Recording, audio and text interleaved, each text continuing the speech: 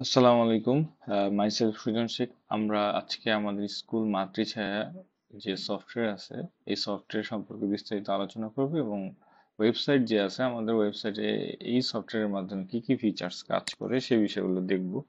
তো আমাদের যে ডোমেইন আছে মাতৃছায়া .studiohost.com, এটা হচ্ছে আমাদের সাব ডোমেইনের মধ্যে আমাদের ওয়েবসাইটটা আছে।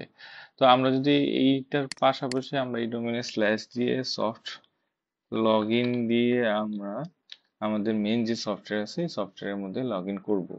তো আমরা সাবডোমেইনের মধ্যে রেখেছি কারণ সিকিউরিটি পারপাসে। ওকে, আমরা ইচ্ছা করলে ওয়েবসাইটে লগ ইন ফর্মও রাখতে পারবো। যাই হোক, আমরা এখন লগ ইন করবো। তো আমরা ইউজার নেমটা দিব। মেইনলি হচ্ছে আমরা এই ব্রাউজারের মাধ্যমে গুগল ক্রোম যে ব্রাউজার আছে এই ব্রাউজারের ওয়েব অ্যাড্রেস বা অ্যাড্রেস বারের মধ্যে এখানে আমরা সার্চ করব মাতৃছায়া, বা যে ডোমেন আছে ওই ডোমেনে matrixhaya.studiohost.com।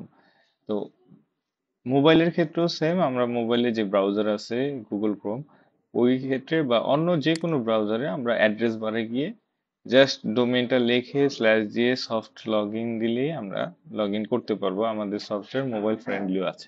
যাই হোক, আমরা এখন লগ ইন করি। তো আমাদের ইউজার নেমটা দিব, পাসওয়ার্ড দিয়ে লগ ইন করবো।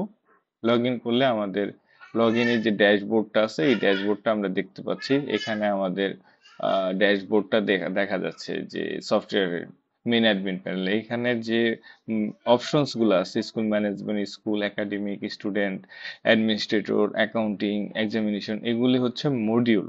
আমরা প্রত্যেকটা ধাপে ধাপে মডিউলগুলো একটু পর চেক করে করে দেখব।